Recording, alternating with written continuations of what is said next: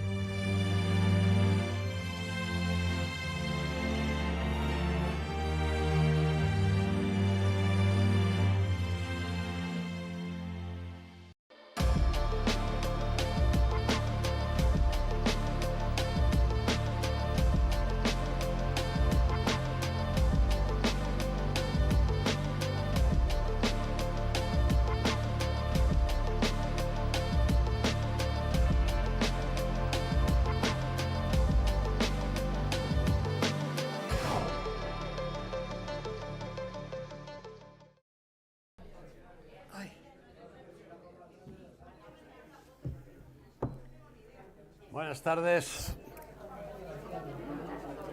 Vamos a ver, reanudar la penúltima sesión de la 12ª edición de Prensa y Poder. ¿Regalan algo en la última fila? Si regalan un pase a las piscinas municipales, pues todavía lo entiendo, pero si no, os podéis poner por aquí. Dicho lo dicho. Como se venía anunciando, es un placer, un honor contar con el principal bioquímico español, una celebridad mundial. Si hubiera nacido en Pensilvania, ¿qué digo en Pensilvania? En Oklahoma o en Kentucky, no me quieras tan mal, ya sería premio Nobel, pero no perdamos la esperanza.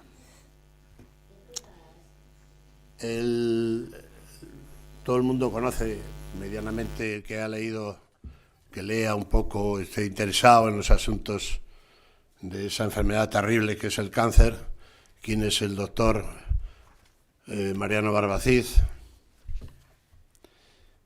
que consiguió durante su estancia en los Estados Unidos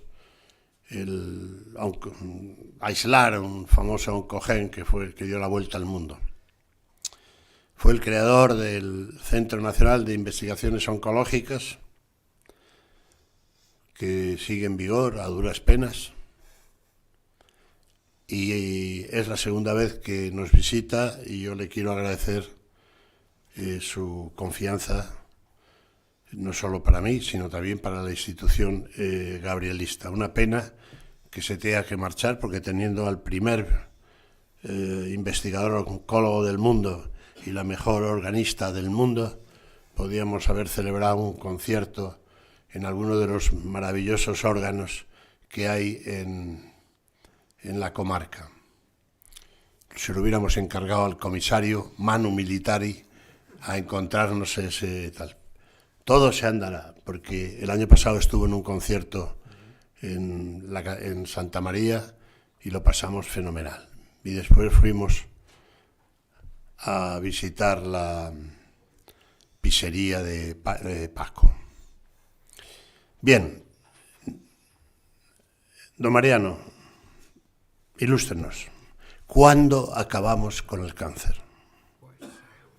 Pues es una pregunta que ridícula, ya lo sé. A nadie le va a gustar la contestación. Es que me temo que es algo que tendremos que vivir con ello, como vivimos con el envejecimiento, ¿no? Es decir, no se irá cada vez siendo menos grave, los pacientes estarán mejor, pero librarnos, no, porque es parte de nuestra biología. Es decir, que nacemos, nos desarrollamos, llegamos al cénit, empezamos el ocaso y no hay más remedio que morirnos. Por ahora sí. Bien, pues algo. Por ahora creo que no se ha salvado nadie, aunque, como saben ustedes, los ricos del mundo, incluido Jeff Bezos y no sé quién más, han creado una empresa que se llama Los Altos, con sede en Cambridge, en el Reino Unido, y en San Diego, en Estados Unidos. Han fichado a los mejores del mundo, incluido 4 españoles, y quieren que no nos hagamos mayores. A mí ya me llega tarde, pero bueno, jóvenes todavía tenéis posibilidad de que alguien descubra un fármaco que no os haga envejecer, o que podáis vivir 150 años y estar en buena forma. Pero bueno, eso ya es vale. Soñar un poco. Así que, bueno, en primer lugar, agradecerte la invitación. Es un placer volver a estar aquí con vosotros. Y nada, tomo nota del concierto para el año que viene, ¿vale? ¿Y tú? Me encanta la música clásica, así que sería una maravilla. Yo, la verdad, no encajo en este curso de empresarios, porque yo no soy empresario, no es un área que me haya interesado. Yo soy un investigador de Pollata, un investigador de base, por decirlo así. Todavía no hago experimentos con mis manos, pero los veo los resultados todos los días. Así que es de lo que me gusta hacer y con lo que disfruto. Pero, habiendo dicho esto como excusa por si no, lo que digo no coincide con las expectativas, también he de decirles que es un poco una rara avis en España, en el sentido que tengo experiencia académica. Es decir, yo trabajé 14 años en Estados Unidos en el Instituto Nacional del Cáncer, y ahora llevo 25 ya de vuelta en el Centro Nacional de Investigaciones Oncológicas. Es decir, investigación no universitaria, curiosamente. Nunca he estado en una universidad, o si he estado ha sido muy tangencialmente en la Universidad de Princeton. Pero sí es que he hecho investigación académica, ¿no? Pero tuve un periodo de 10 años que hice investigación en una multinacional, en Bristol Myers Squibb, con lo cual, pues por lo menos tengo un barniz de lo que es la empresa farmacéutica, ¿no? De lo que es el mundo de la gran y de la pequeña empresa farmacéutica. Así que eso es un poco lo que voy a contaros hoy en día, con un poquito de información sobre lo que es el cáncer, porque el cáncer lo conocemos muy de cerca, desgraciadamente. Raro es la familia o la persona que no ha tenido a alguien cerca que ha padecido o que padece cáncer, y sin embargo la verdad es que sabemos muy poco sobre el cáncer. Así que voy a intentar mezclar las dos cosas, y si no te gusta me lo dices y vale. No te preocupes, que te lo diré. Vale. Eso no me cabe la menor duda. Por supuesto. Bueno, empezamos. Lo que veis diciendo, espera, que no me lo... Ahora, pasa es que salgo yo ahí. ¿Lo ves bien o no? Yo lo veo bien porque lo tengo aquí. Lo único que no me gusta verme ahí, pero bueno. Bueno, a ver. Es igual, ¿eh? No Ahora pasa se ve nada. perfecto. Ángel, está perfecto hoy. No pasa nada. Bueno, en primer lugar, es una cosa que tenemos que admitir. La industria farmacéutica tiene mala prensa, ¿eh? Mala prensa porque a nadie le gusta ver cómo otros se hacen ricos con la salud, con nuestra salud. Pero es lo que hay, es decir, los gobiernos, y ahora me estoy refiriendo a todos los gobiernos, sobre todo el mundo occidental, decidieron, no sé cuándo, hace ya tiempo, que no iban a financiar la investigación, es decir, el descubrimiento de fármacos. Se lo dejaron en manos de personas, de empresarios, ¿no? De hecho, antes les he dicho que yo llegué a Estados Unidos, trabajé en Estados Unidos en Bristol Myers Squibb. Squibb era, de hecho yo entré en Squibb y después Squibb fue comprada por Bristol Myers. Squibb, el señor Squibb era un coronel del ejército y se hizo rico diseñando cloroformo, éter para las operaciones, porque en la época de la Guerra Civil Americana, si te herían una pierna y la tenían que amputar, pues te lo hacían a carne viva, ¿no?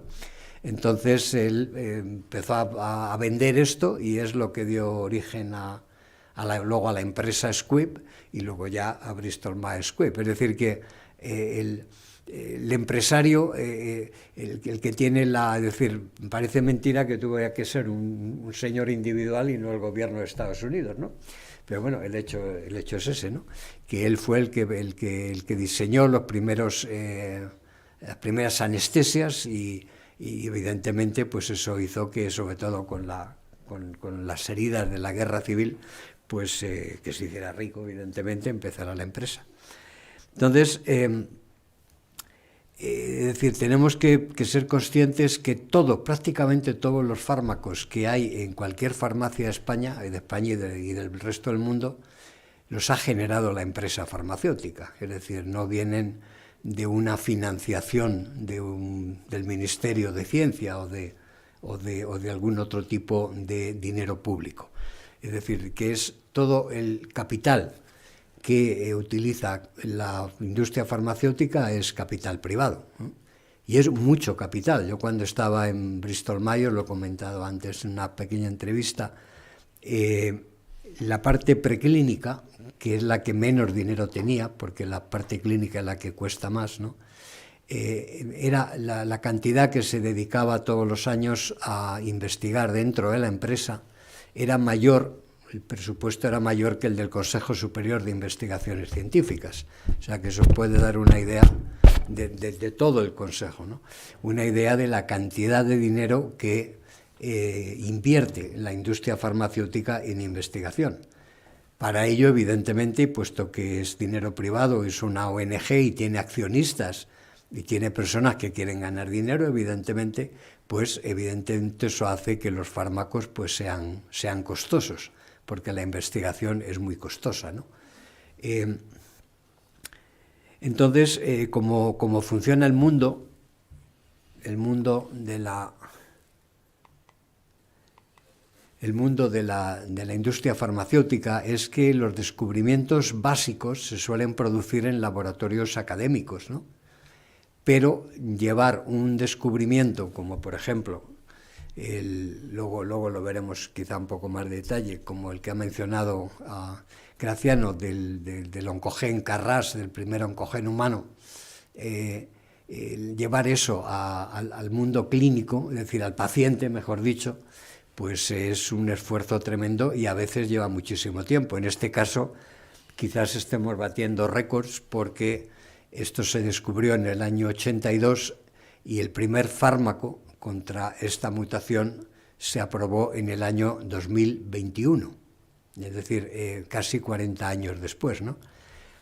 No siempre tarda tanto tiempo, pero bueno, da una idea de que un descubrimiento básico no tiene una aplicabilidad inmediata, sino que hay que trabajar mucho de una forma muy constante para llegar a tener un fármaco que pueda llegar al paciente, ¿no? Entonces, como ahora en este momento se está gestando la investigación, es que el primer eslabón, pueden ver ahí en el mundo del descubrimiento de los fármacos, en el mundo de la empresa, de las empresas dedicadas al descubrimiento de fármacos, el primer, digamos, eslabón sí es el mundo académico, pero ya el primer eslabón de empresa es la empresa de biotecnología, la empresa pequeña, una empresa pequeña que generalmente no puede llegar al final del proceso del descubrimiento de fármacos porque las fases 3, las fases tardías de desarrollo de fármacos, de investigación clínica, son muy costosas. Y entonces normalmente es cuando viene ya la gran farma, las multinacionales que llamamos, ¿no? Además del hecho de que las multinacionales evidentemente tienen todo una estructura de ventas, ¿no?, que es algo que una pequeña empresa no puede tener. Por lo tanto, digamos que el mundo del descubrimiento de fármacos, de nuestra medicina, son primero un descubrimiento académico, en la academia, después el desarrollo de una pequeña empresa, podemos llamarla de biotecnología, y después normalmente esa empresa ya es comprada, y ahora les voy a dar unos datos, comprada por la gran industria farmacéutica. De hecho, en los últimos años, cada vez la gran industria farmacéutica investiga menos, porque bueno, es muy costoso. Yo, por ejemplo, cuando yo era vicepresidente de oncología preclínica, yo tenía 125 personas a mi cargo, ¿no? Entonces, claro, si solo multiplicas por todas las áreas, cardiovascular, neurociencias, infecciosas, etcétera, etcétera, pues evidentemente es un coste muy alto. Entonces, y el tener a toda esta gente no te da garantía de que vayas a sacar nada, de que vayas a descubrir algo, que vayas a hacer el fármaco que después va a generar riqueza. Entonces, ¿qué hace la empresa ahora? Pues la empresa prefiere comprar a investigar. Y aquí he puesto esto de que sería una especie del clásico español que investiguen ellos, pero con la cartera a mano, ¿no? En España decimos que investiguen ellos y yo no me preocupo. Aquí que investiguen otros, pero yo les compro y de ahí es donde saco el beneficio. De hecho, aquí les pongo como botón de muestra, en los últimos meses, bueno, los últimos un par de años, yo personalmente, vamos, no que haya participado, por supuesto, pero que conozco de primera mano dos casos muy curiosos. El primero es la compra por la multinacional Eli Lilly, que tiene su centro en Indianápolis y sobre todo es famosa, conocida por productos de insulina para diabéticos. Pues ha comprado una pequeña compañía de biotecnología que estaba situada en Denver, que se llama Loxo, y ha pagado por ella $8 billones, billone americano, es decir, 8.000 millones de dólares, que tampoco está mal, ¿no? Y curiosamente todavía nos hacemos cruces porque esta compañía ha desarrollado 2 inhibidores muy buenos, pero contra 2 mutaciones que no tienen mucha incidencia en cáncer humano. Una la conozco muy bien porque lo descubrimos nosotros, el oncogen se llama TRK, y el otro se llama RET, que lo descubrió un investigador, un amiguete mío en Nápoles.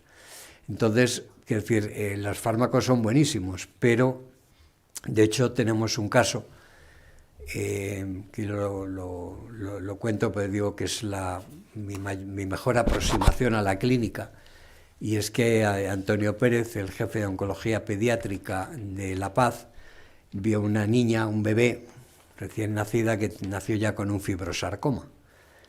Y en cuanto le pudo hacer una biopsia, se la hizo, lo secuenció y vio que tenía esta mutación. Y entonces le dio el fármaco y la niña está perfectamente, tiene ya 5 años y ya no tiene ninguna secuela, ni efectos secundarios, ni nada. Los tumores pediátricos, afortunadamente, son menos complejos que los tumores de adultos, como puede razonarse, ¿no? Sobre esto, perdóname, Mariano, Dime. está súper orgulloso, ¿no? Siempre la niña Pues aparece. sí, porque yo hasta ahora he curado el cáncer a ratones y no es lo mismo, ¿eh? Claro. Te da mucha más ilusión. Un ratón que una niña. Aunque el crédito se lo tiene, hay que dárselo a Antonio Pérez. Pero bueno, si no hubiéramos descubierto nosotros el oncogen, pues no habría fármaco y no se le hubiera podido curar, ¿no? Se hubiera muerto de un fibrosarcoma sin saber cuál era la causa, ¿no? Entonces, bueno, pues lo cuento con un cierto orgullo, ¿no?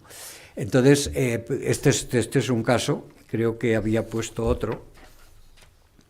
Sí, es lo que les estaba contando ahora, que estas mutaciones son menos del 1% de los tumores frecuentes, por lo cual, la verdad, nos hacemos cruces de cómo va a Lili a compensar por ese gasto, pero evidentemente es un problema de Lili, no mío. El otro caso que les cuento es concretamente de mi antigua compañía, la compañía está Bristol Myers Squibb. En este caso todavía me pilla más de cerca porque la biotecnológica esta Mirati, una que está en California, lo que ha hecho ha sido descubrir un fármaco contra el oncogen que descubrimos nosotros. El fármaco se llama adagrasib y es selectivo contra una isoforma del oncogen. Este oncogen puede tener muchas mutaciones, una de ellas, pero que es muy frecuente en cáncer de pulmón, está aproximadamente en un 6, un 8% del cáncer de pulmón. Tenemos en cuenta las millones de personas que gracias al tabaco desarrollan cáncer de pulmón, pues la incidencia es muy alta, ¿no? Aunque sea un 6%. Es decir, que aquí han pagado 4 billones, pero en este caso creo que lo sacarán bastante. Aparte que Mirati tiene otros inhibidores en la pipeline que todavía no están aprobados. Pero este adagrasib fue con otro que se llama sotorasib de Amgen. Amgen es...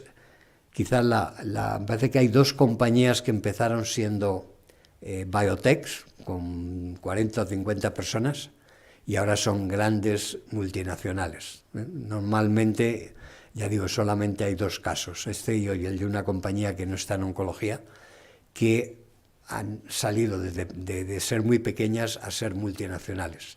Normalmente el resto de las pequeñas se las han comido las multinacionales.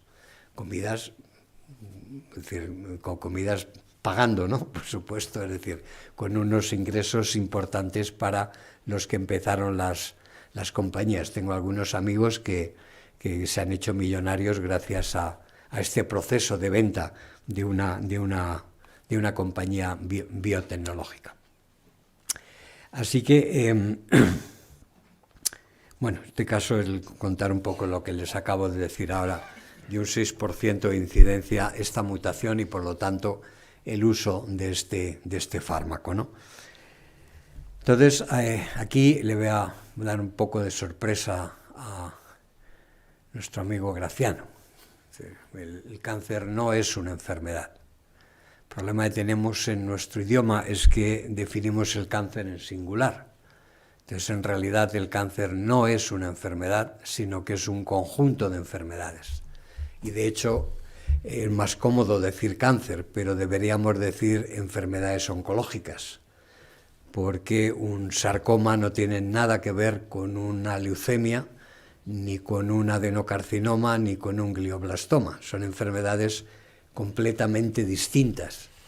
Por eso es muy importante que cuando hablemos de cáncer le pongamos apellido, es decir, por lo menos cáncer de mama, cáncer de pulmón, cáncer de páncreas, e incluso ponerle un segundo apellido, como todos los españoles tenemos dos apellidos, ¿no? Pues ponerle dos apellidos porque, por ejemplo, el cáncer de mama estrógeno positivo, pues la supervivencia está por encima del 95%. Ya poca gente, afortunadamente, se muere de cáncer de mama estrógeno positivo. Pero si es triple negativo, pues resulta que la supervivencia es solo del 50%.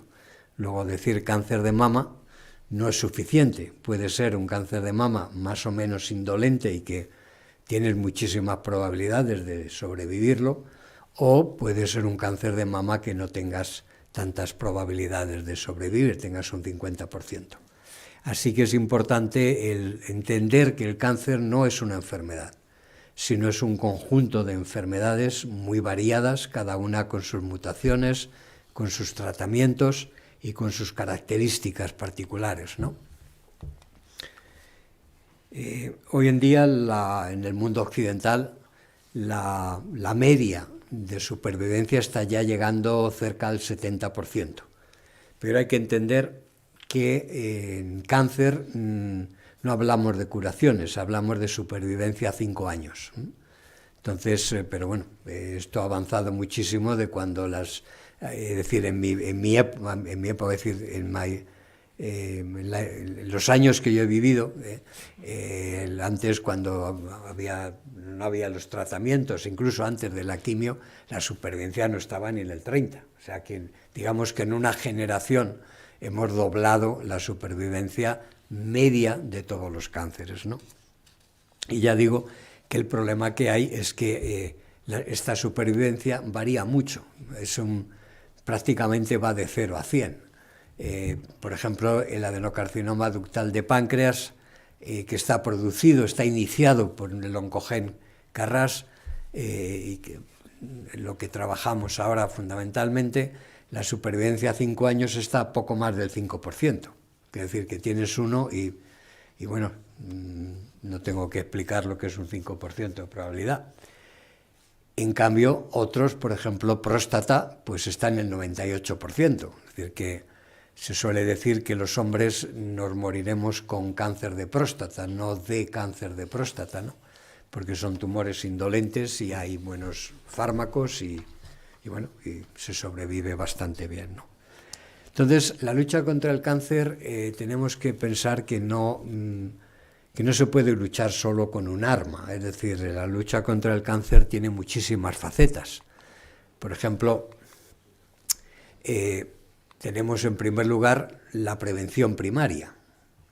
Nadie está libre de tener un cáncer. Eso también es importante saberlo.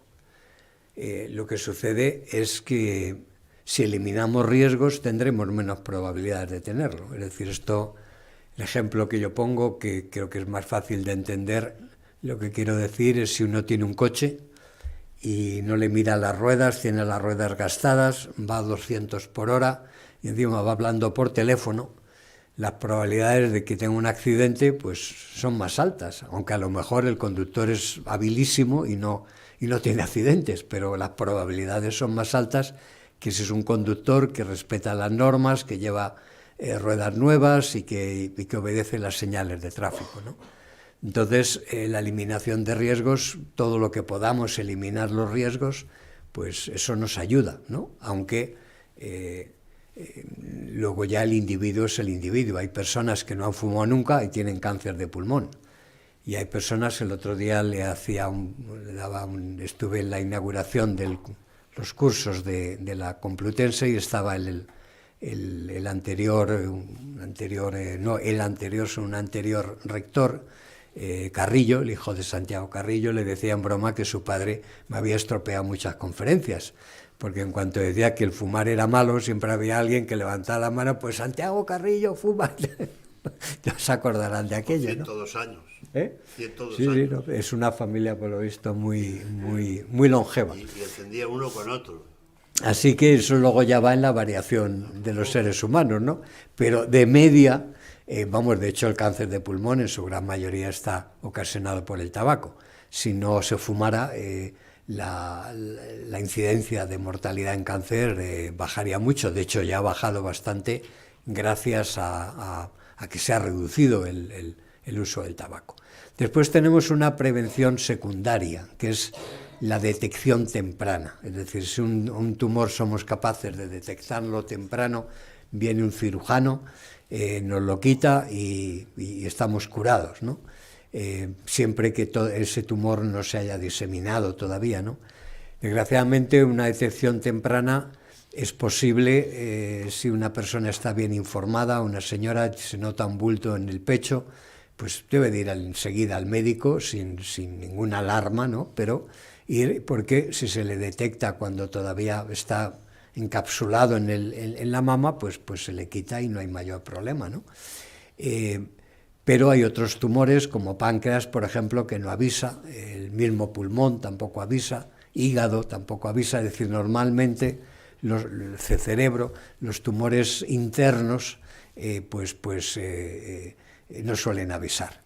Luego hay tumores internos como colon, que sí que podemos convertirlo en externo si hacemos de forma rutinaria a partir de una cierta edad una colonoscopia, ¿no? Se convierte en un tumor externo porque no lo pueden ver. Si tenemos un pólipo, yo lo hago cada 2 años y pues siempre te quitan un pólipo pequeño, ¿no? Y eso pues nunca sabes si ese pólipo iba a seguir ahí el resto de tu vida o se iba a convertir en un tumor. Pero una vez que lo han quitado, pues evidentemente ya no ha lugar, ¿no? Así que la detección temprana, siempre que se pueda, porque desgraciadamente no se puede, siempre es muy importante.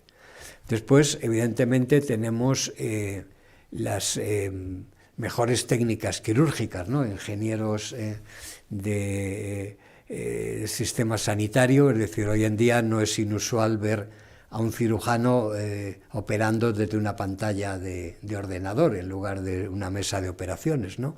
O, por ejemplo, las laparoscopias, que mucha gente las ha tenido, te pueden quitar un riñón sin necesidad de tenerte que abrir, ¿no? Todo esto va mejorando muchísimo y, evidentemente, ayuda mucho a que el paciente de cáncer, si tiene que sufrir una operación, pues su recuperación sea muchísimo mejor. Después tenemos las mejoras radioterapéuticas. Hoy en día, lo comentaba a la hora de comer, que es me parece una barbaridad el que señora Mancio Ortega haya ofrecido comprar estos equipos, pero dado el coste adicional que tienen, porque esto un equipo de protonterapia no es un médico, un radiólogo solo, hay físicos, hay matemáticos, es decir, es un equipo de 5, 6, 7 personas y además el equipo necesita un edificio para él solo, no es algo que podamos poner en una habitación, ¿no? Pero vamos, en Madrid, por ejemplo, ya hay 2 en hospitales privados, en la CUN y en la Quirón, y evidentemente la protonterapia es una radioterapia sin efectos secundarios prácticamente, ¿no? Entonces es una pena que esto todavía no esté en la sanidad pública. Parece ser que los van a poner ahora sobre todo para tumores pediátricos, ¿no? Y que ya lo cubre la sanidad en caso de tumores pediátricos. Es un área que no estoy muy informado, pero bueno, la conozco bien porque soy amigo de Felipe Calvo, que es el radiólogo que lleva el Hitachi que tienen en la CUN, en Madrid, ¿no? Así que, es decir, todo esto, esperemos que algún día la protonterapia pues sea algo más común que lo que es ahora y que sobre todo que la sanidad pública pueda ofrecerlo a todo el mundo, ¿no? Perdona, Mariano, esto es a lo que te quieres dedicar tú, ¿no? Sí. Date prisa. Bueno. Luego, las técnicas de imagen creo que son incluso más conocidas, ¿no? Los CTs, que aquí en castellano se llaman TACs, ¿no? El TAC, el PET, ¿no? Cuando te tienen que poner normalmente glucosa radiactiva para detectar tejidos que están creciendo rápidos y probablemente son cánceres, ¿no? Y luego ya, en la última,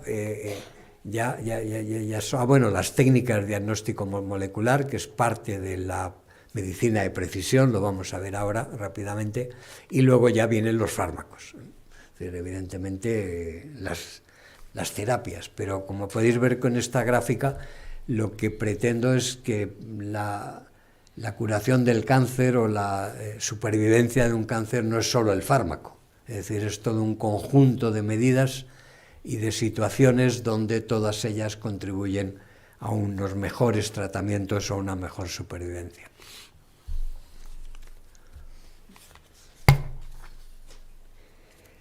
Ahora voy a contar un poquito de historia de lo que son las nuevas terapias, porque quizá esto no haya no nos haya dado la publicidad necesaria, pero hasta, es decir, en lo que llevamos de siglo, que es ya un cuarto de siglo, los tratamientos en cáncer han evolucionado de una forma increíble, ¿no? Es decir, hasta el año 98 no había más que quimio.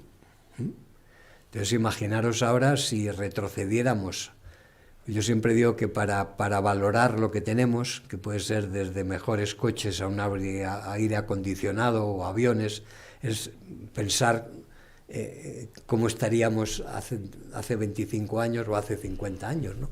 Entonces, en el caso de los tratamientos del cáncer, hace 25 años solo había quimioterapia y radioterapia fotónica, la que os he hablado antes, ¿no? Y esto evidentemente son fármacos que atacan tanto a las células normales como a las tumorales. Se supone que atacan un poco más a las tumorales, pero también atacan a las normales, y de ahí la toxicidad que todos conocemos si hemos tenido a alguien cercano que ha recibido quimioterapia. Se te cae el pelo, hay vómitos, es decir, tienes una neutropenia, es decir, son efectos secundarios no deseables. Entonces, en las 2 décadas que llevamos, que ya son más de 2 décadas y media que llevamos en el siglo XXI, se ha producido una revolución en las estrategias terapéuticas empleadas para el tratamiento de las distintas enfermedades oncológicas o distintos tipos de cáncer, gracias al desarrollo de al menos 3 nuevas terapias. La primera es la medicina de precisión. A mí es un nombre que no me gusta, parece demasiado ampuloso porque no tiene la precisión que nos gustaría que tuviera, pero bueno, es el nombre que se le está dando ahora. También se le conoce como terapias personalizadas, ¿no? Entonces, consiste en el desarrollo de inhibidores específicos de los productos de los oncogenes, de las proteínas que nos causan el cáncer, ¿no?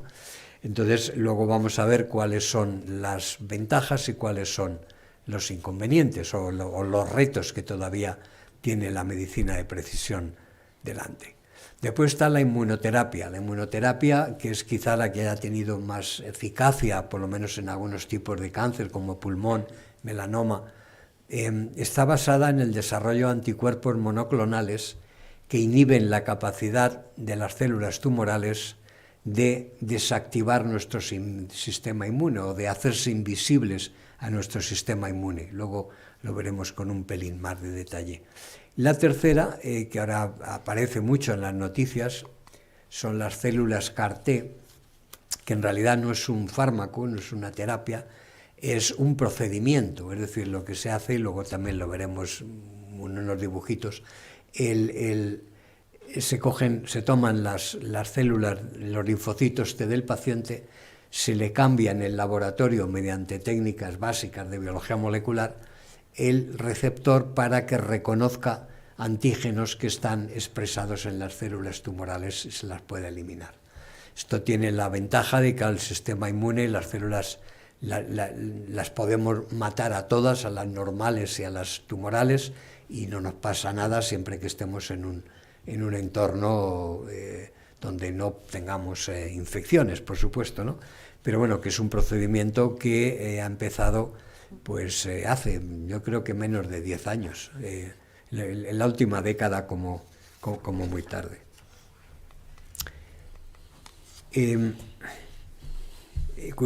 Como decía antes, la medicina de precisión se remonta al año 98, donde aparece la Herceptina, es un anticuerpo para un tipo de tumor de cáncer de mama. El primer compuesto químico es una molécula, se llama Gleevec, y que es específico contra una mutación, la mutación que causa la leucemia mielógena crónica.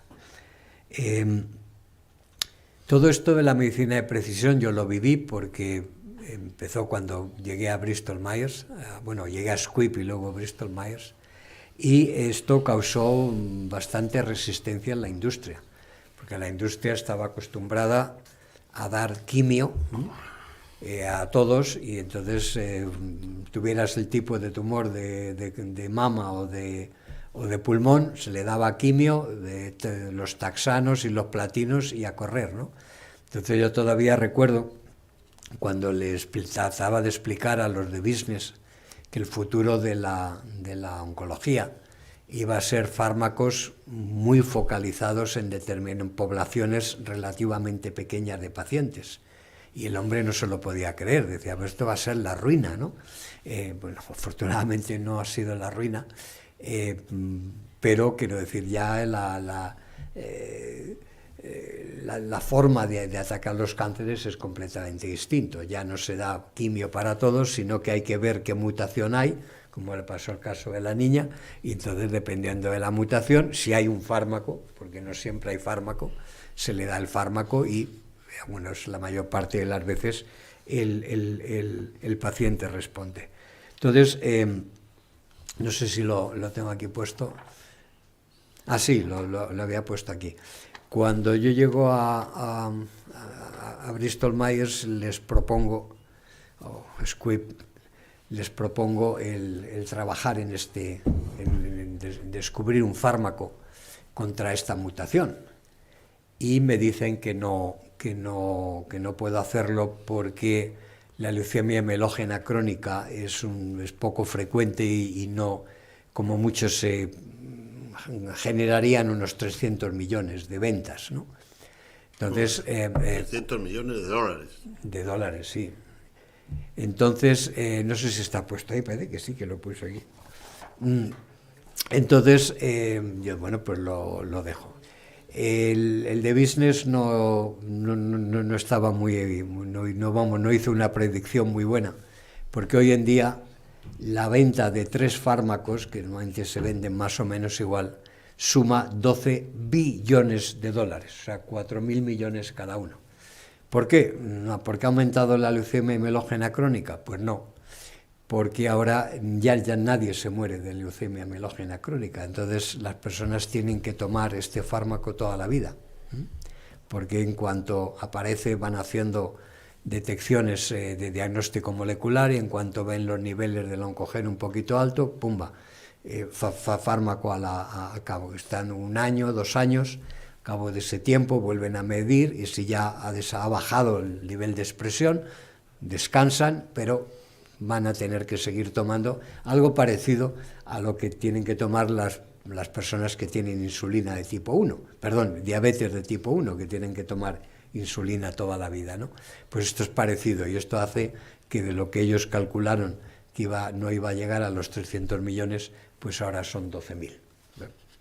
Cosas, bueno, una anécdota.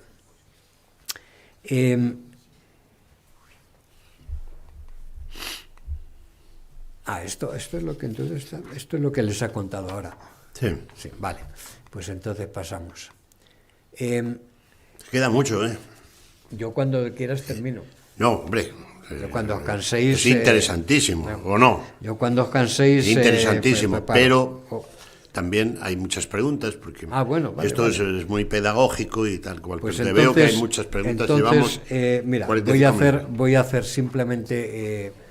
decir que el principal problema de la medicina de precisión son que aparecen resistencias, y como dice el proverbio chino que una imagen vale más que 1000 palabras, voy a mostrar una imagen. Aquí tenemos un paciente de melanoma. Joder. Un melanoma que ya está por todo el cuerpo y se le trata con un fármaco que se llama Vemurafenib. Este fármaco tiene 2 historias interesantes. Bueno, uno que la hizo una pequeña empresa de 40 personas, se llamaba Plexicon, que fundó un amiguete mío. Y como pueden ver, pues es casi milagroso, ¿no? Cómo aparece el paciente a los 2 meses. Esto es lo que llaman los americanos the good news. Ahora vienen the bad news. Para precisar.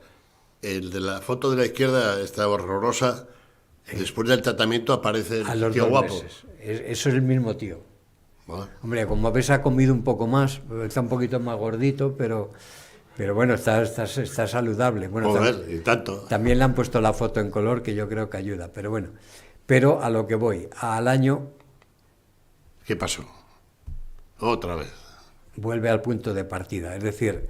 los tratamientos con la medicina de precisión tienen este problema y esto es algo que tenemos que resolver. Bueno, Siguiendo, voy a pasar un poco más rápido y vamos a llegar a la inmunoterapia. Vamos a pasar un par de diapositivas.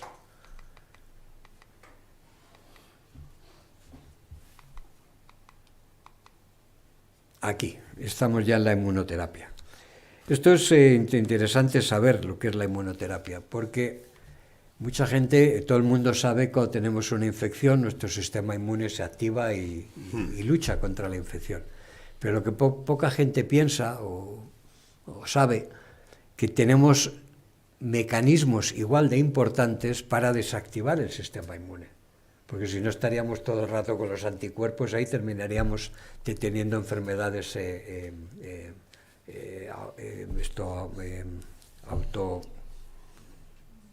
no me sale la palabra, pero bueno, es decir, tener el sistema inmune siempre activado es autoinmunes, perdón, no me sale la palabra, enfermedades autoinmunes. Entonces tenemos mecanismos para desactivar el sistema inmune cuando ya no tiene que estar activado. Es decir,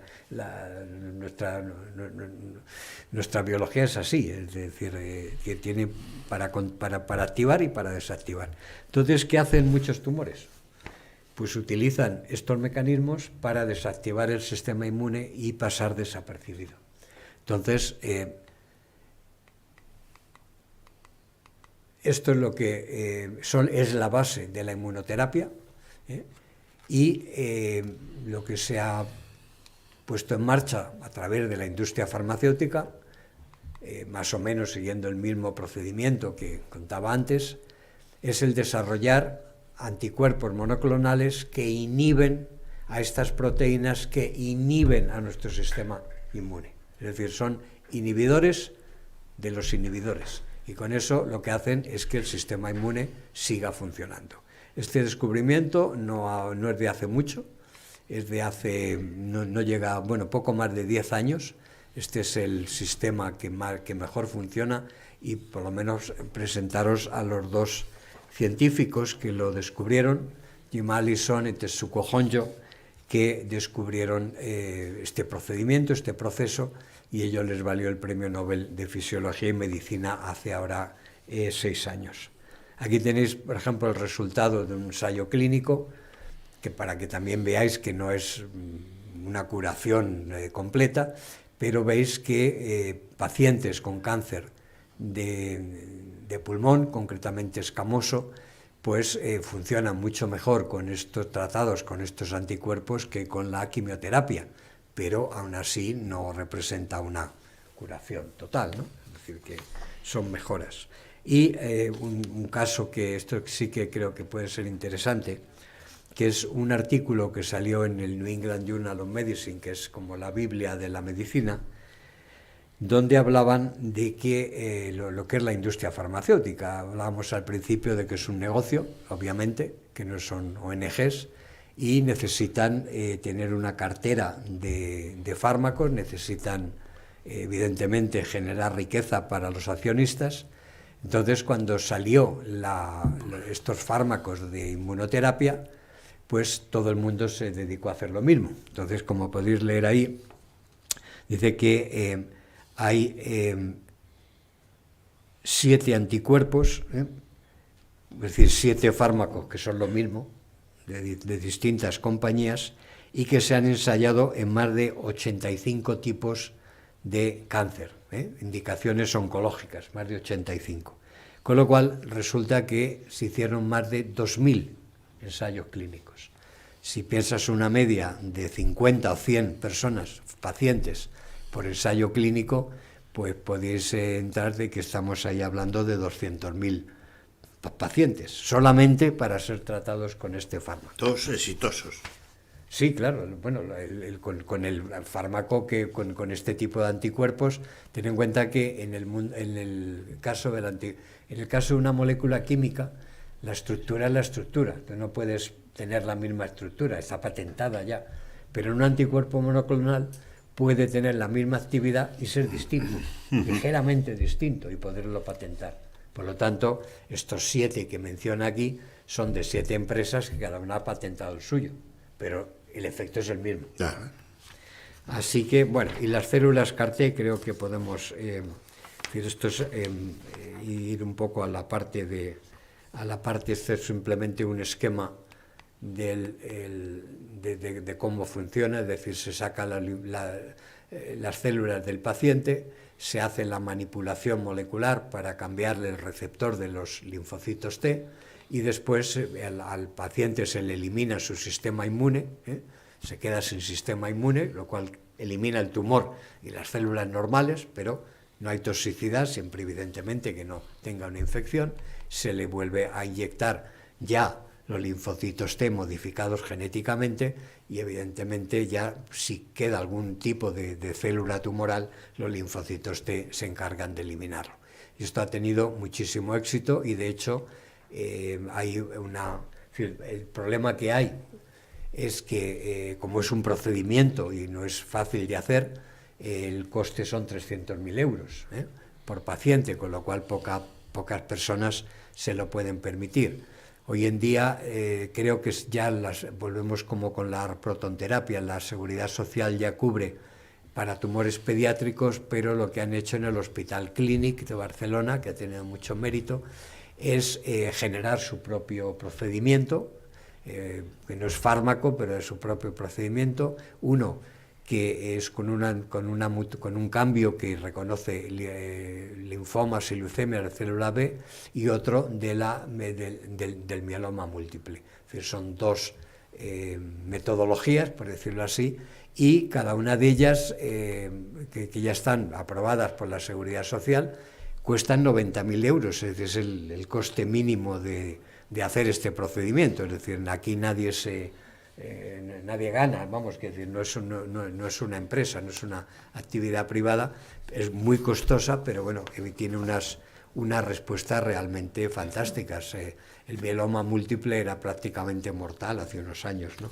Así que, bueno, entonces, la parte que seguro que ya le interesa más a Graciano, que es hablar un poco de empresas y fármacos oncológicos en España, ¿no?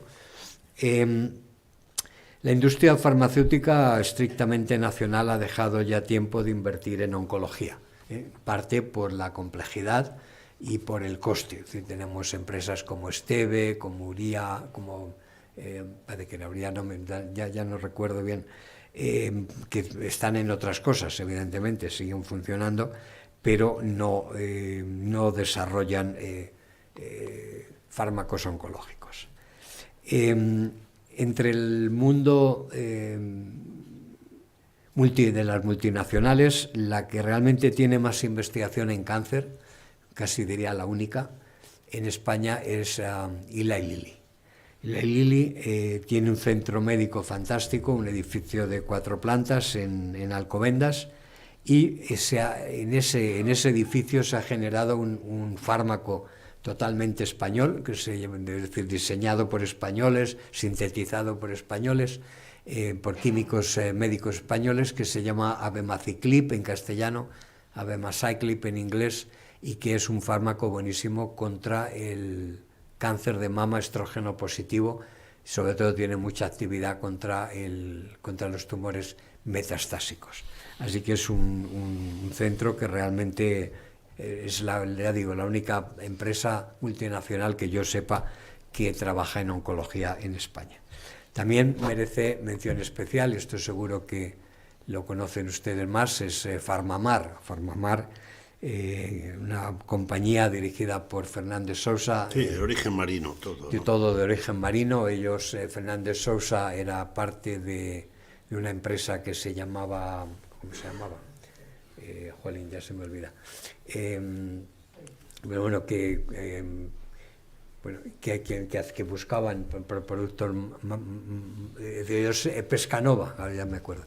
Iban a pescar, iban biólogos en los barcos y recogían muestras marinas y de ahí aislaban compuestos. Farmamar se hizo muy popular hace unos años. José María me dio clase a mí, o sea que ya no es ningún chaval, pero él sigue al pie del cañón. Y estos quizás recuerden el Yondelis, porque fue el primer fármaco español y que tuvo bastante interés en la bolsa, etcétera, etcétera. El problema de Falmamar es que estos compuestos son de quimioterapia, es decir, no son ni inmunoterapia ni medicina de precisión, con lo cual pues tienen mucha toxicidad y no son la mejor solución, por lo tanto su uso es relativamente limitado. Y ya con ello quiero terminar. Esto lo he sacado de internet, son empresas de oncología pequeñas, startups en España. Aquí hay 6, concretamente conozco la de Laminar Pharma, que está en Mallorca, en Palma de Mallorca, pero vamos, por relaciones personales, no. Y aquí tienen otras, pero sí les quiero comentar 2 casos, que son quizás las más relevantes, que son una empresa pequeña que se llama Peptomic y que salió de Valdebrón y acaba de lograr ahora 31 millones de inversores privados y 11 millones de fondos públicos. Esta empresa lo que hace es un péptido muy grande, que ahí está la publicación en Nature Medicine, perdón, que acaba de salir hace un par de meses. A la derecha tienen el resultado. Todo lo que está por encima de la línea central significa tumores que siguen creciendo y lo que está por debajo son tumores que se han reducido un poco. Digo un poco porque todo lo que sea menos del 30% no se considera una regresión tumoral, se considera lo que en inglés llamamos stable disease, o sea, enfermedad estable, ¿no?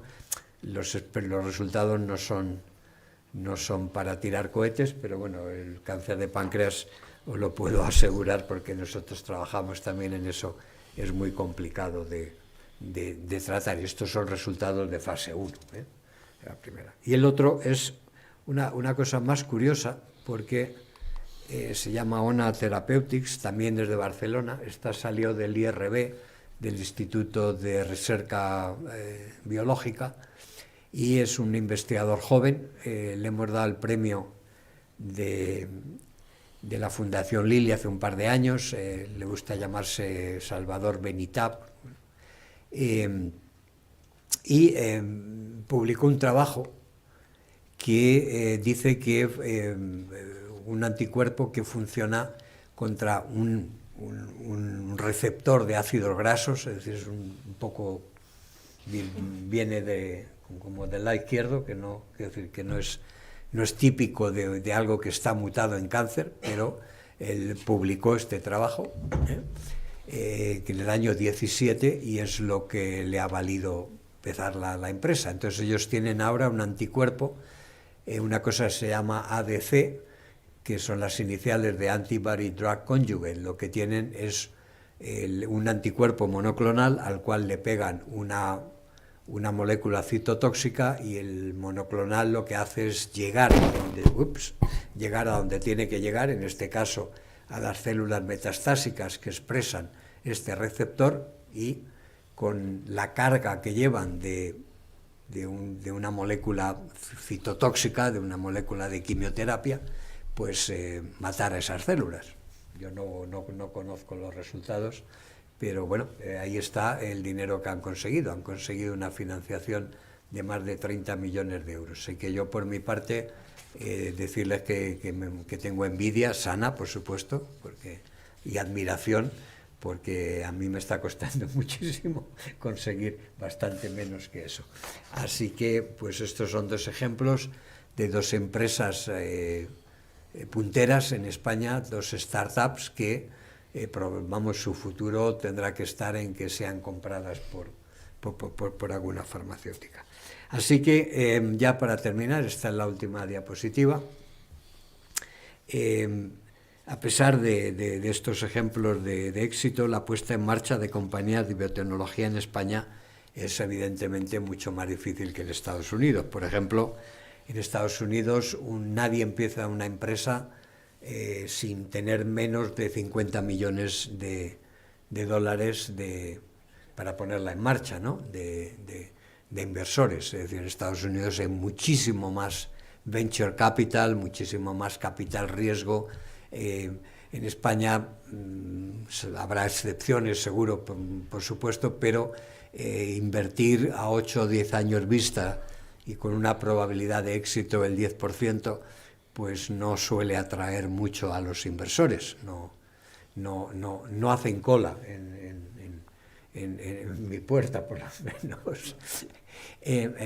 Luego, además, las universidades americanas fomentan la creación de estas empresas, porque suelen participar en ellas y, evidentemente, si sale algo, pues la universidad no solo gana prestigio, sino también dinero. En España, como saben, prácticamente toda la investigación se tiene lugar en centros públicos, ya sea en la universidad o en el CSIC, y la burocracia de España, la falta de inversión y de aliciente, pues la verdad es que hace que se creen muchas menos de estas startups de las que deberían de crearse.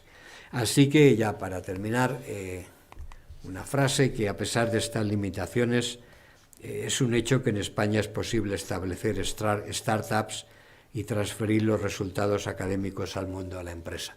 Lo que pasa es que es un poco más difícil. Muy bien.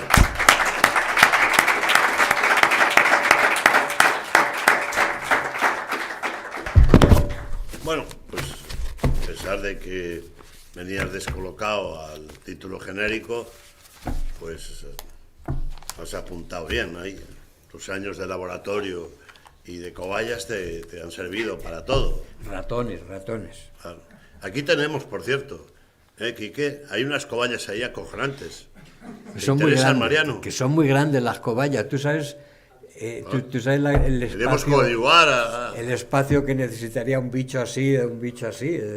Vamos, necesitaría 5 veces más espacio. Dios, no sé cómo han llegado aquí, pero han llegado. Bueno, aquí tenéis espacio, las podéis sacar a pasear al campo. El Malvaje, unos cobayas. ¿Tú los has visto? ¿Qué hacemos con ellas? Hombre, asadas, en Ecuador se las comen. En Ecuador comen cobaya. O aquí comemos conejo. Los americanos, cuando les decía que comíamos conejos, se creían que éramos unos caníbales. Pues con las cobayas lo mismo. El profesor Barbacid se gasta 300.000 euros anuales en la compra de ratones. La generación y mantenimiento. Yo no compro ratones. Generación y mantenimiento. Generación 300.000 euros. ¿No, Mariano? Sí, más o menos. Sí. Bueno, a ver, creo que ha sido interesante. Te voy a dar, como te vas a dedicar a las máquinas esas para curar el cáncer, venga. La primera. No mucho, porque llevamos ya 1 hora y pico, ¿eh? Ha estado muy interesante, la verdad. Perdonad por... No, muy interesante. Bueno, la Nos verdad... has dejado, con perdón, un poco asustados. Yo estoy sin palabras. La verdad es que estoy genuinamente emocionado, porque es de estas veces que das... O sea, ahora mismo he estado aquí una persona que he estudiado en clase. O sea, mis profesores hablan de usted cuando damos clase, y yo lo he visto en diapositivas de mi carrera. Así que estoy genuinamente emocionado ahora mismo. Pues nada, me alegro. Bueno, muchas gracias. Yo quería preguntarle sobre la bioética y que es cómo se aplican los tratamientos en genética, porque siempre yo he dado clase también sobre bioética, porque sé que hay comités y demás. No sé hasta qué punto es ético el arreglar, por así decirlo, o modificar la genética de una persona. Sabemos que es para curarle, pero ¿hasta qué punto es ético? No sé qué opina de eso. Eso es una pregunta fácil, eso está claro. El genoma no se puede modificar. Se puede modificar ex vivo tus linfocitos T, porque eso es decir, eso es como tomar un fármaco, ¿no? Pero la línea germinal no se puede modificar. No, vamos, eso es totalmente... Vamos, poderse se puede, quiero decir que no es ético, vamos, que no está aprobado. Supongo que conocerás el caso del chino aquel que dijo, que además fue mentira luego, que dijo que había modificado... Hay una mutación, lo que no todas las mutaciones son malas, hay una mutación en un receptor de citoquinas que nos hace, que la tiene, resistentes al SIDA.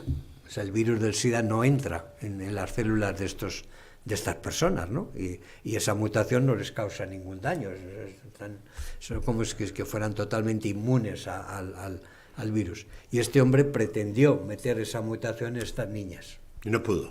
Sí, bueno, se lo inventó. Se lo inventó, entonces no pudo.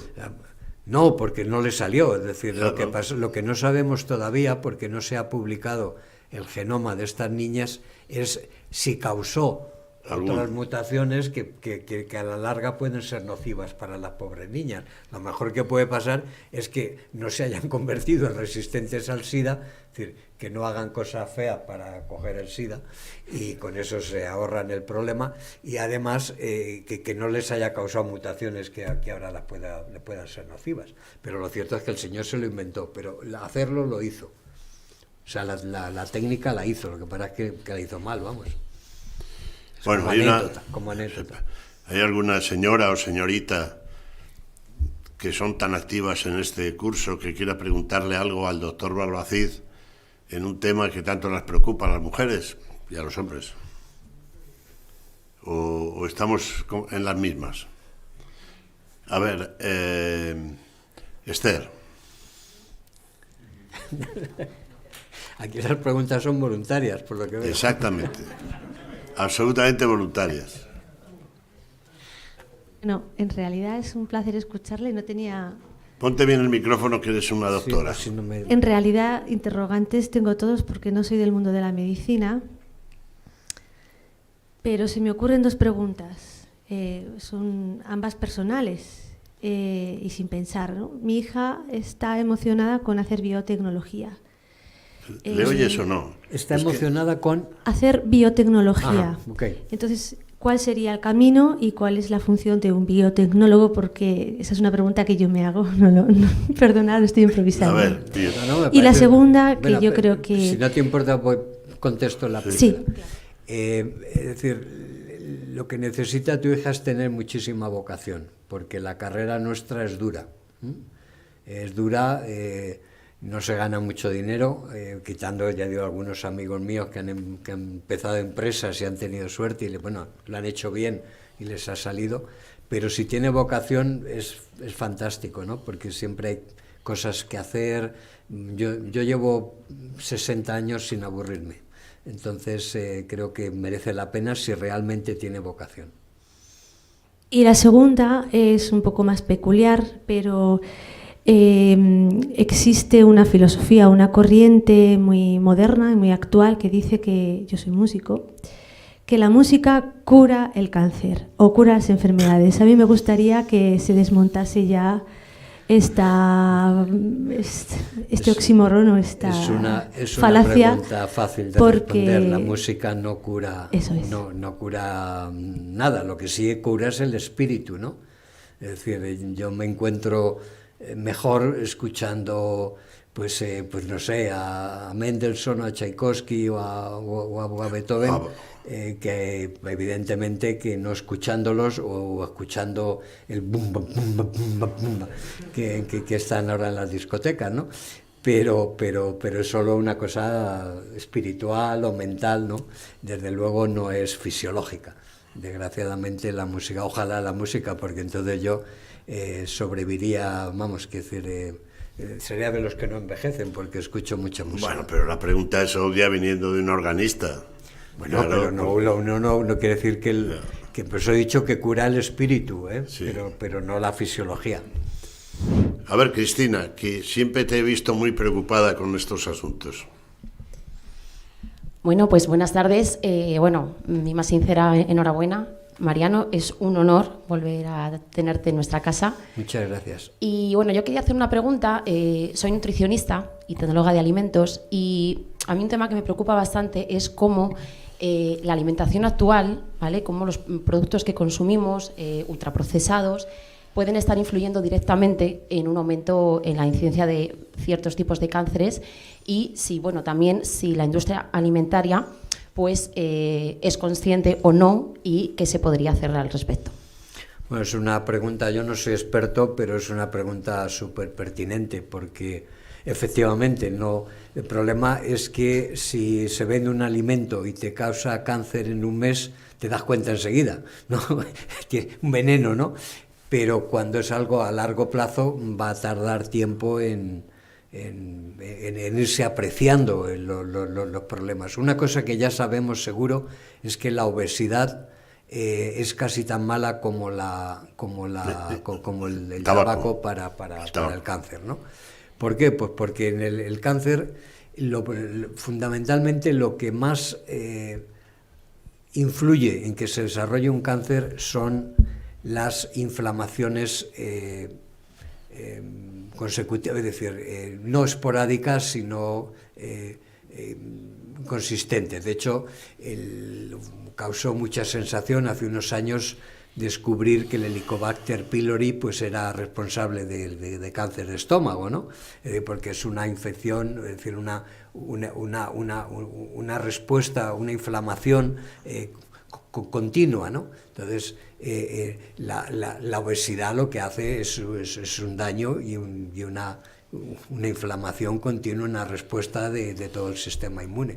Por lo tanto, yo no te puedo decir, porque no soy experto en esto, si los ultraprocesados o no, porque dependerá también un poco cómo se ultraprocesen, ¿no?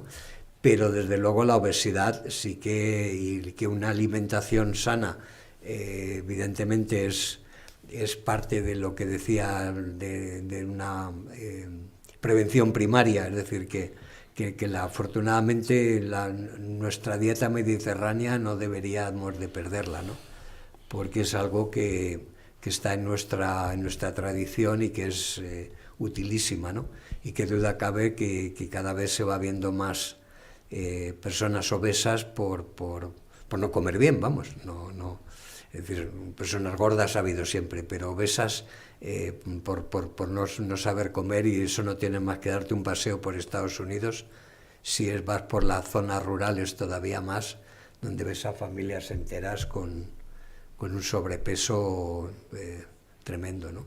Así que la dieta, por supuesto, es un factor que también habría que poner en la lista de cosas que influyen en el cáncer. Ahora, bueno, pregunta muy inteligente. Quiero hacerle una pregunta. Cristina, un segundo. Que has hecho una pregunta muy inteligente, lo parece que has dejado en evidencia a tu marido. Has demostrado un talento. ¿Quién preguntaba? No, yo soy María Ángeles. Quería, en primer lugar, darle muchísimas gracias por estas charlas que nos está dando, sobre todo sobre este problema tan grande que tenemos, a nivel de mujeres, de hombres y de todo en general.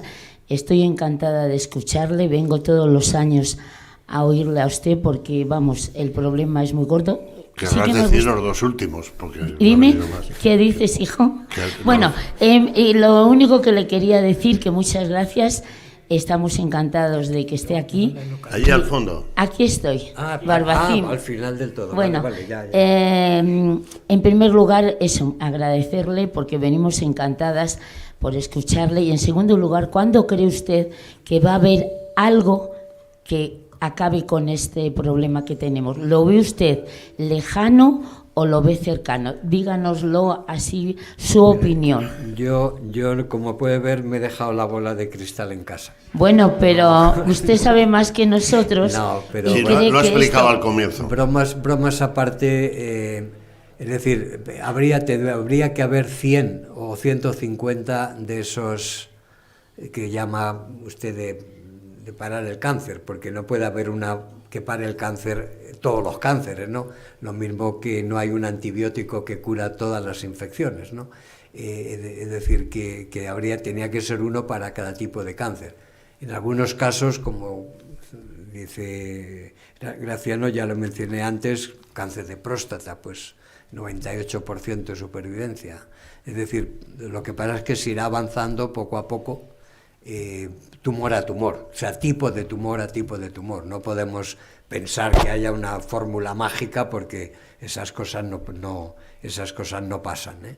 Es decir, habrá, para determinado tipo de tumor se irá avanzando, como por ejemplo pues pasa con el melanoma, ¿no? Que ahora la inmunoterapia, pues prácticamente el melanoma ya metastásico, pues cada vez se va viendo menos menos fallecimientos y poco a poco se irá avanzando tumor a tumor, tipo de tumor a tipo de tumor, poco a poco. Bueno, muchísimas gracias. Un segundo. Estamos en la tierra del vino, Mariano, ya lo sabes. Sí. Y está el presidente de la ruta de no turismo y quería preguntarle, él, si no lo pregunta él, lo pregunto yo, que el vino, desde el punto de vista de tus estudios, previene el cáncer, ayuda a ir al encuentro del cáncer, ¿o qué? Yo no puedo, ya sabes que yo soy de Ribera, o sea que no tengo que hacer la entonces pelota aquí a nadie. está contestado.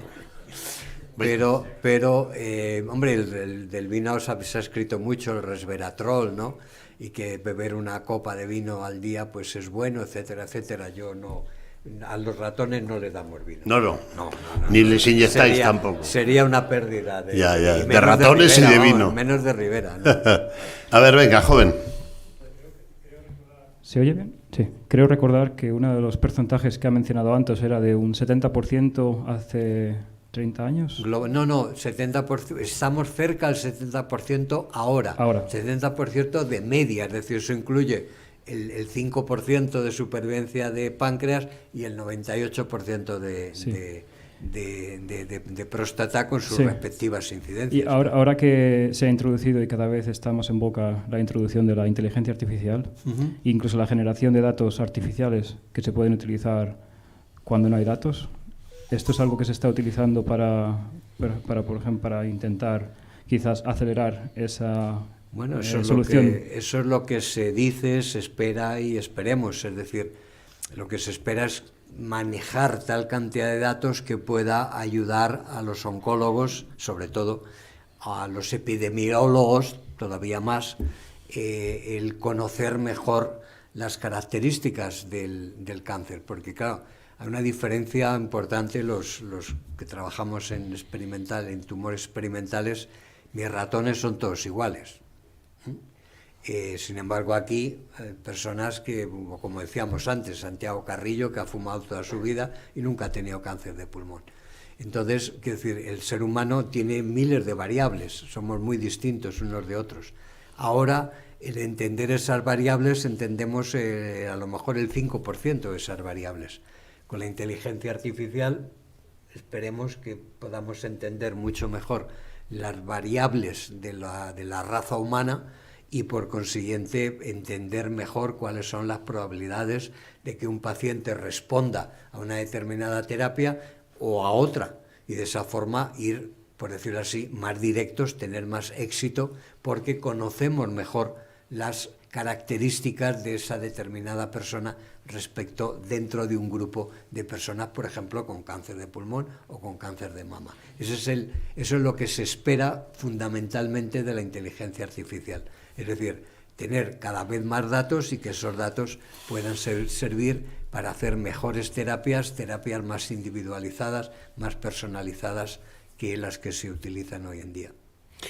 Bien, llevamos hora y media,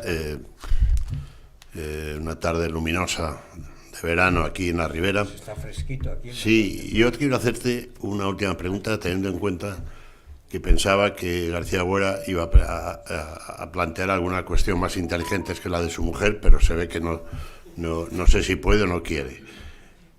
A lo que iba. El gran legado español de un madrileño, gran fan del Real Madrid. Te digo porque me la encuentro en el palco de cada 2x3. Exacto. No hay nada malo. No. El gran legado español es el Centro Nacional de Investigaciones Oncológicas que montas hace 20 y tantos años con el gobierno del presidente Aznar.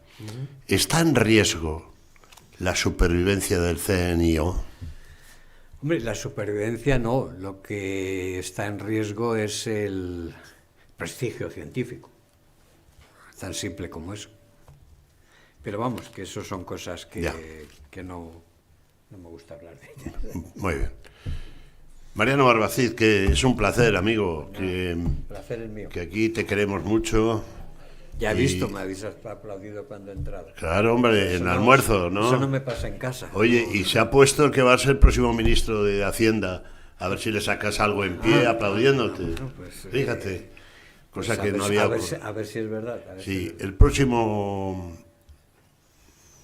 ocasión, Esther tiene que darnos un concierto de órgano. Absolutamente. Monográfico sobre Juan Sebastián Bach, que es su especialidad. Por ejemplo. Vale. Gracias, amigo. Pues nada, un placer. Gracias a vosotros.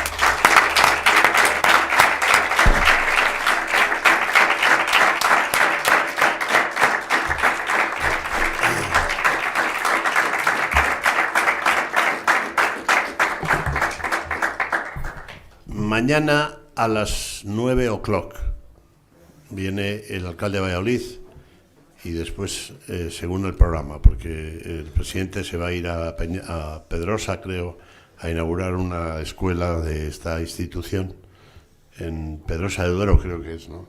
En primaria, creo que se llama. Y a la 1:00 empezamos aquí, pero el alcalde de Valladolid viene a las 9:00 en punto, así que por favor no le dejen solo. Hasta mañana. Muy bien. Todo cambia.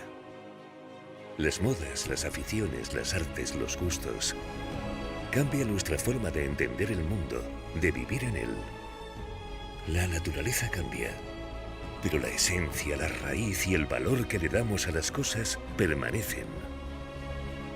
Y lo auténtico prevalece. Aquí, en Castilla y León, los paisajes cambian durante todo el año, pero la belleza prevalece. Desde que nuestros antepasados colocaran las primeras piedras, la arquitectura ha cambiado. Pero la monumentalidad perdura. La forma de alimentarnos y la forma de cultivar ha cambiado, pero el sabor de la tierra permanece.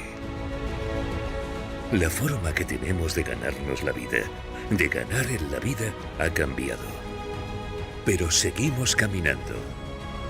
Y las ganas de vivir prevalecen, tejiendo nuestros pasos, tejiendo el futuro. Castilla y León.